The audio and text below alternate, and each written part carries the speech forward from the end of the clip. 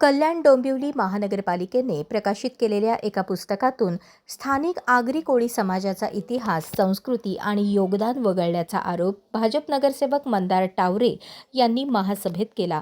शहराच्या विकासात महत्त्वाची भूमिका बजावणाऱ्या भूमिपुत्रांचा जाणीवपूर्वक अवमान केल्याचा आरोप करत मंदार टावरे यांनी महासभेत आक्रमक भूमिका घेत प्रशासनावर टीका केली. पुस्तकात इतर राज्यातील नागरिकांच्या खाद्य संस्कृतीचा गौरव करण्यात आला, मात्र आगरी कोळी समाजाची परंपरा, लोकगीते आणि इतिहासाला स्थान देण्यात आले नसल्याचे त्यांनी सांगितले. तसेच शहराच्या इतिहासाशी संबंधित आगरी समाजातील हुतात्म्यांचाही उल्लेख टाळण्यात आल्याची खंत त्यांनी व्यक्त केली. शहराच्या विकासासाठी भूमिपुत्रांनी दिलेल्या योगदानाचा विसर प्रशासनाला पडू नये, अन्यथा तीव्र आंदोलन छेडण्याचा इशाराही टावरे यांनी दिला. आपल्या महानगरपालिकेने एक पुस्तक आम्हाला सर्व नगरसेवकांना दिलेलं आहे. त्याचं नाव आहे KDMC ओळख जुनी ध्यास नवा. या पुस्तकाला मी जवळपास 3-4 वेळा वाचलंय. या पुस्तकामध्ये लेखकाचं नाव गौतम कोतवाल आहे. ते पुण्यातील रहिवासी आहेत. त्यांचं आपल्या शहराशी काही संबंध नाहीये.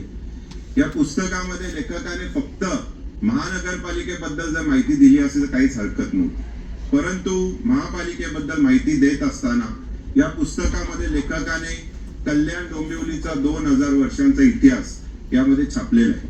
आणि इतका सगळा इतिहास मांडत असताना या पुस्तकात असे बरेचसे महत्वाचे मुद्दे आहेत की ते जाणीवपूर्वक आगरी कोळी समाजाला आमच्या इतिहासातून वगळण्याचं काम त्या लेखकाने केलंय. तेच महत्वाचे मुद्दे मला आपल्या समोर मांडायचे, कारण की भविष्यात याच पुस्तकाच्या रेफरन्सने दुसरी पुस्तकं लिहिली जातील आणि जसा मुंबईमधनं आज आगरी कोळी समाजाचं अस्तित्व संपवण्यात घेतलेलं आहे तसं आपल्या कल्याण डोंबिवलीत होता कामा नये. त्यामुळे महत्वाचे मुद्दे, त्यामुळे कितीही घाई असली तरी छोटेसे मुद्दे ते आपण सर्वांनी ऐकून घ्या.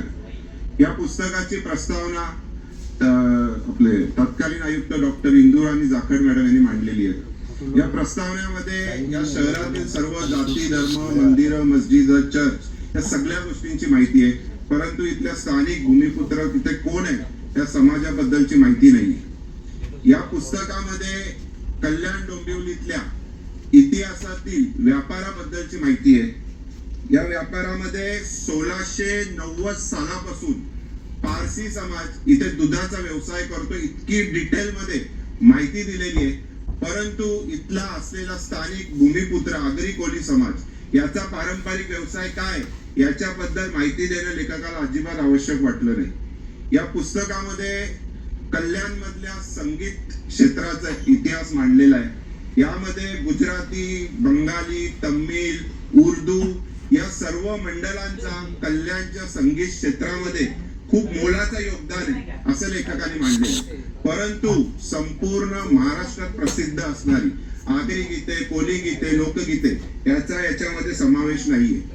या पुस्तकामध्ये लेखकाने गुजराती मंडळाने 1940 आणि 1972 साली इथे साहित्य आणि संगीत संमेलन भरवलं होतं याची माहिती मांडलेली आहे. परंतु 2017 साली आपल्या डोंबिवलीमध्ये अखिल भारतीय मराठी साहित्य संमेलन भरवण्यात आलं होतं आणि त्याचं अध्यक्षपदाचं मान इथल्या आगरी युथ फोरम या आगरी संस्थेला मिळालं होतं. इतकी महत्वाची माहिती या पुस्तकात लेखकाने छापलेली नाही. या पुस्तकामध्ये डोंबिवलीचा इतिहास मांडत असताना लेखक असं म्हणतोय की डोंबिवली रेल्वे गेल्यामुळे 2 भागात विभागली गेली. डोंबिवलीचा पश्चिमेचा भाग हा जुनी डोंबिवली म्हणून ओळखला जाऊ लागला आणि इथे भूमिपुत्र आणि शेतकरी राहत होते. परंतु हे भूमिपुत्र आणि शेतकरी कोणत्या समाजाचे होते हे सांगणं लेखकाला अजिबात आवश्यक वाटलं नाही. म्हणजे इतिहास मांडत असताना इथल्या समाजाची ओळख होणं अत्यंत आवश्यक असतो. त्या पुढे जाऊन लेखक डोंबिवली पूर्वेचा इतिहास मांडताना असं या पुस्तकात म्हणतायत की डोंबिवली पूर्वेला फक्त नोकरदारी आणि पांढरपेशी लोक राहत होती. याचा अर्थ मॅडम तुम्ही स्वतः आयरे गावात येऊन गेलेला आहे. डोंबिवली पूर्वेला आयरेगाव, नांदिवली, भोपर, मानपाडा, सागाव, पाथर्ली गाव आहेत. म्हणजे डोंबिवली पूर्वेला जर फक्त नोकरदारी आणि पांढरपेशी लोक राहत होती, मग आम्ही कुठे?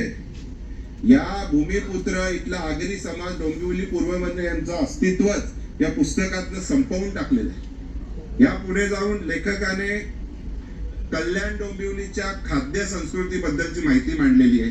यामध्ये डोंबिवलीतल्या मॉडर्न कॅफे हॉटेलवर संपूर्ण एक निबंध लिहिलाय.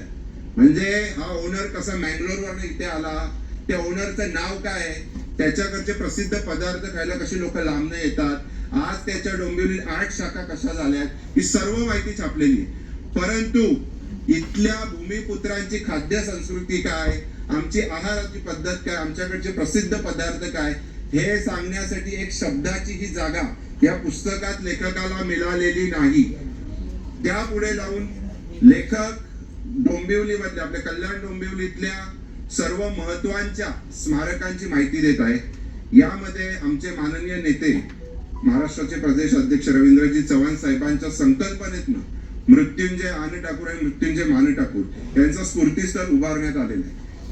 त्याची माहिती या पुस्तकात लेखकांनी छापली आहे. पण ती माहिती छापत असताना त्यांनी उल्लेख केलाय की या शूरवीराने वसईला एक पराक्रम गाजवलं. परंतु तिथे आपण जेव्हा त्या स्फूर्तीस्थळावर जातो तिथे स्पष्ट एका भिंतीवर इतिहास लिहिलेला आहे की हे दोन्ही शूरवीर हे डोंबिवलीचे भूमिपुत्र होते आणि आगरी समाजाचे होते. मग इतका स्पष्ट इतिहास जर तिथे लिहिलेला आहे, मग तसाच्या तसा जर या पुस्तकात छापला असता तरी चालला असता. पण लेखकाला आमच्या समाजाचा द्वेष आहे हे त्यांच्या लिखाणातून समजून येतोय आणि जाणीवपूर्वक या पुस्तकातनं आगरी कोळी समाजाचा इतिहास वगळून टाकण्याचं काम केलेलं आहे. तसंच सर्व कल्याण डोंबिवलीतल्या चौकांचे छायाचित्र याच्यात आहेत, पण तो एक तिथे कोळी समाजाचा असलेला एक चौक आहे, त्याचा छायाचित्र याच्यात छापला नाही, कारण की कोळी समाजाचं अस्तित्व या शहरामध्ये मान्य करावं लागलं असता. म्हणजे थोडक्यात आम्ही या पुस्तकाच्या प्रस्तावनेत नाही, खाद्य संस्कृती नाही, आमची संगीत साहित्य क्षेत्रात नाही, डोंबिवलीमधनं आमचं अस्तित्व पुसून टाकलेलं आहे, आमच्या शूरवीरांचा इतिहास अर्धवट मांडलेला आहे, त्या सगळ्या गोष्टी जाणीवपूर्वक केलेल्या आहेत. हे पुस्तक वाचल्यानंतर स्पष्ट लक्षात येतं. म्हणजे या पुस्तकाची निर्मिती करण्यासाठी 2023 ला महापालिकेने निर्णय घेतला आणि हे पुस्तक छापण्यासाठी गौतम कोतवाल या लेखकाला महानगरपालिकेने 16,75,000 रुपये मानधन दिले.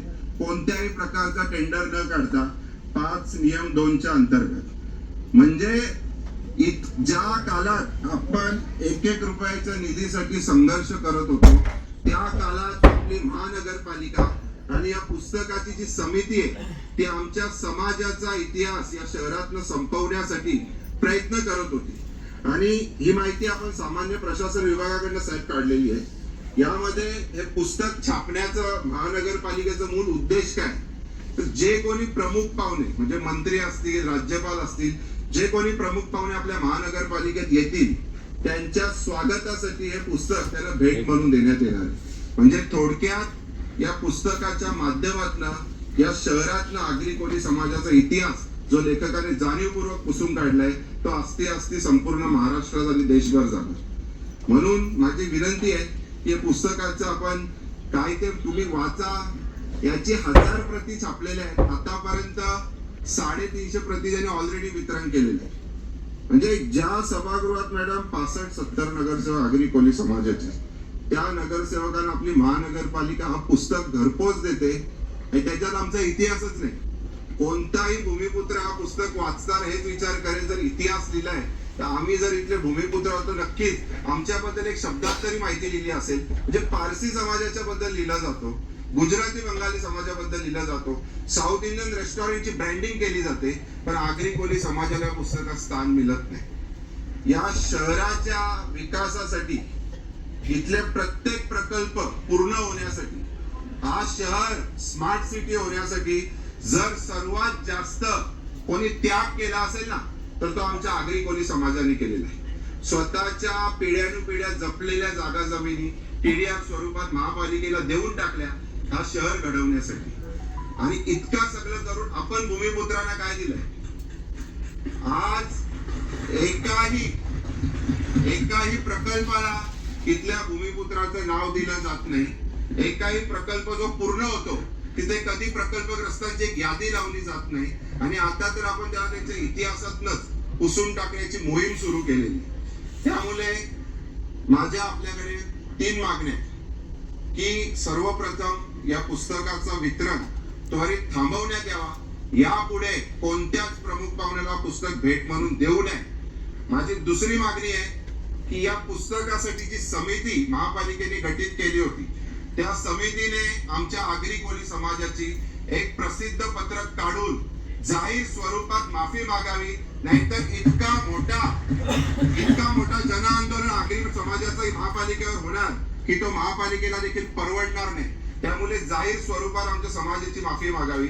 आणि माझी तिसरी मागणी, ज्यासाठी मी प्रस्ताव सूचना आपल्या समोर मांडत आहे, की एक समिती गठीत करावी. त्या समितीमध्ये आपले लोकप्रतिनिधी असतील, महापालिकेचे अधिकारी असतील, काही इतिहास संशोधक असतील. या समितीला गठीत करून त्यामध्ये जिथे जिथे समाजाचं अस्तित्व, गावाची ओळख पुसली गेली असेल तिचा जतन करण्यात यावा आणि भविष्यात या गोष्टी होणार नाही. आणि जिथे जिथे नवीन प्रकल्प होत असतील तिथे या समितीला विश्वासात घ्यावा.